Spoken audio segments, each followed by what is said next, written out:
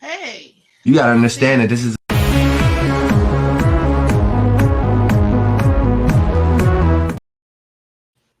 Good evening, everyone. Happy Sunday. I am your host, Miss TML.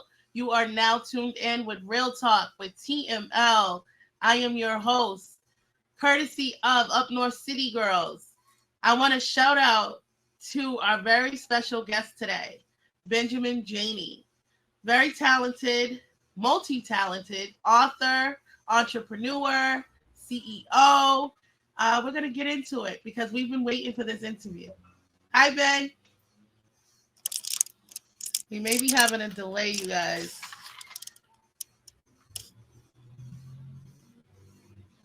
Ben, can you hear me? Yeah, thanks for that. There's a small delay.